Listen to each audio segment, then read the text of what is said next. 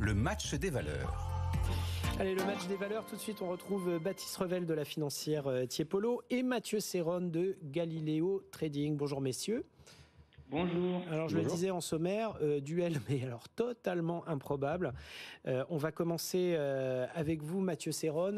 C'est une des valeurs quand on commente Wall Street l'après-midi généralement. On en parle comme de la valeur qui accumule les catastrophes, c'est Lululemon. Alors on rappelle, c'est le fabricant de tenues de yoga et gym qui connaît des performances boursières qui sont quand même pas extraordinaires. Et pourtant, elle suscite votre intérêt, Mathieu. Oui, la performance boursière, elle est même catastrophique. On est sur une baisse de 40% depuis le début de l'année. Et l'histoire de Lululemon est assez intéressante puisque au commencement, en 1998, c'était une boutique de vêtements de yoga à Vancouver. Et désormais, eh bien, on est sur une société qui fait plus de 10 milliards de chiffre d'affaires par an et qui emploie 38 000 personnes. Donc la société s'est développée grâce à une image haut de gamme et une stratégie commerciale basée sur un branding fort autour du bien-être, ce qui lui permet de pratiquer des prix plus élevés que ses concurrents et d'avoir des marges, et j'en parlerai tout à l'heure, des marges nettes assez intéressantes. Et justement, les concurrents, parlons-en, on les connaît un petit peu mieux. C'est vrai que Lululemon, c'est pas une société, c'est pas une entreprise, c'est pas une marque que l'on connaît très bien chez nous. Les concurrents, on les connaît mieux, Adidas, Nike, donc des mastodontes, surtout Nike. On boxe pas exactement dans la même catégorie entre Lululemon et Nike. Nike, à titre de comparaison, c'est 50 milliards de chiffre d'affaires par an et 121 milliards de capitalisation boursière. Lululemon, c'est 10 milliards de chiffre d'affaires pour une capi autour de 35 milliards. En revanche, on est plus proche d'Adidas. Vous voyez, Adidas, on est sur une capitalisation boursière assez proche. En revanche, le résultat net, lui, est totalement différent dans la mesure où Lululemon arrive à tirer un chiffre d'affaires net, un résultat net d'1,7 milliard, pendant que Adidas tire un résultat net autour des 700 millions. Donc vraiment, il n'y a pas photo entre les deux. Donc on a un chiffre d'affaires qui est 2 fois plus élevé pour Adidas, mais un résultat net 2 fois supérieur pour Lululemon. Ce qui est intéressant quand on analyse Lululemon et le parcours de ces dernières années, c'est la forte progression du chiffre d'affaires notamment. En 5 ans, il a plus que doublé. Et quand on regarde durant cette même période, la marge nette, elle est restée stable autour des 15%. Et ce qui est intéressant quand on analyse globalement la société, c'est que c'est vrai qu'au départ, c'est très américain, très Amérique du Nord en termes d'activité. Et le développement se fait de plus en plus à l'international. On a quelques boutiques d'ailleurs en France et uniquement à Paris, me semble-t-il. Et maintenant, l'expansion, c'est plutôt en Asie et notamment en Chine. Alors c'est vrai que la Chine n'est pas particulièrement en forme en ce qui concerne la consommation. Donc on verra pour les prochaines publications. En tout cas, l'expansion va en Asie. Et si je vous parle justement de cette valeur-là aujourd'hui, c'est parce que, oui, on a un parcours boursier qui a été chahuté ces derniers mois, mais justement, depuis 3 mois, on a une latéralisation, on a une configuration graphique assez intéressante, puisque suite à la latéralisation, donc on va dire entre juillet et septembre, eh bien, la semaine dernière, on a eu une sortie par le haut de cette zone-là, donc un début de redémarrage avec un achat qui peut être réalisé assez proche des niveaux de prix actuels, idéalement autour des 280. Et quand on regarde le potentiel d'un point de vue graphique et technique, il me semble important, puisque à partir des niveaux de prix actuels, eh bien, les prochains niveaux sensibles, les prochaines résistances, on en a une autour des $320, et puis la suivante se situe autour des 380, donc ça fait un potentiel d'appréciation qui est assez intéressant. Et je finirai juste par la publication. On va avoir donc le chiffre d'affaires qui sera publié le 5 décembre.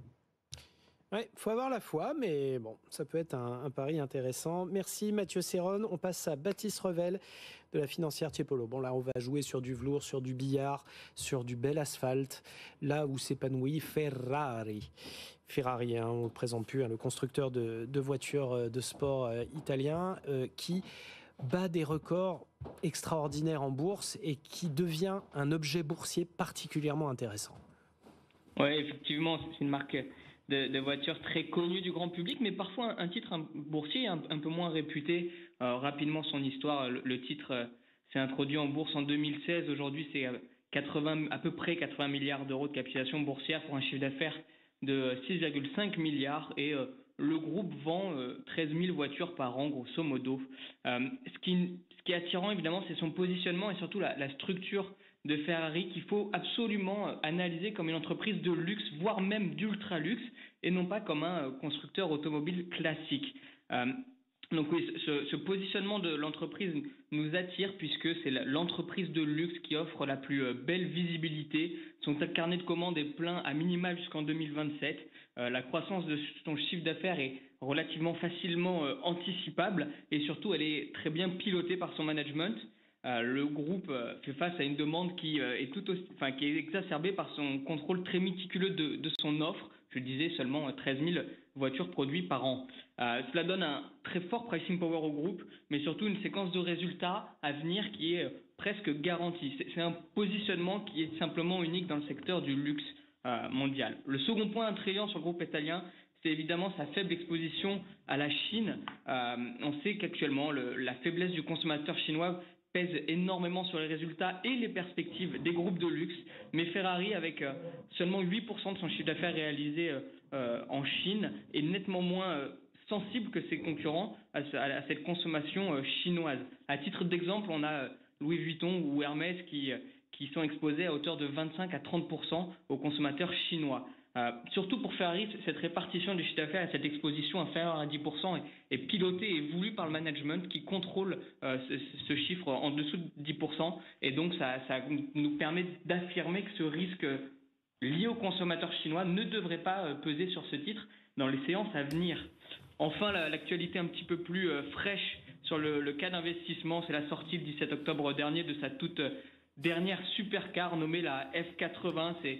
On l'a tout vu sur Twitter et sur tous les réseaux. Enfin, elle est cataclysmique, cette bagnole. Bon, il y avait la Dodici Cilindri juste avant, qui était magnifique aussi. Mais là, on parle du summum automobile. Exactement. C'est le summum de l'automobile dans ses chiffres et ses performances. Mais pour nous, c'est aussi l'excellence financière, du moins sur ses revenus et ses bénéfices. Le consensus pense clairement que cette voiture, cette F80, va porter les résultats du groupe d'ici à 2026 et 2028, enfin entre 2026 et 2028. On est à plus de 3 millions la voiture, on est bien d'accord. On est à 3,6 millions avec l'ensemble des packages et ça devrait représenter un petit peu moins de 3 milliards d'euros de chiffre d'affaires sur l'ensemble de sa commercialisation pour le groupe. À noter que malgré son prix, comme vous le dites, extrêmement élevé, au-dessus des 3,6 millions, les 800 modèles ont déjà trouvé acheteurs. Avant même le fait que ce soit dévoilé.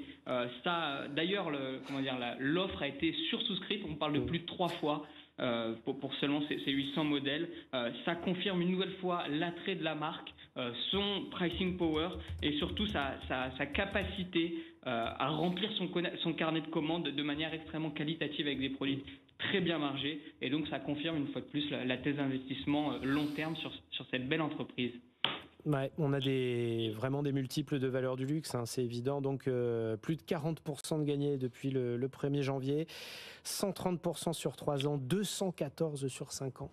Le code mnémonique d'ailleurs pour la bourse américaine, puisque c'est coté à Wall Street, Ferrari c'est RACE, R-A-C-E. Objet boursier incroyable Ferrari. Merci beaucoup Baptiste Revel de la financière Tiepolo, Mathieu Serron de Galileo Trading qui était avec nous.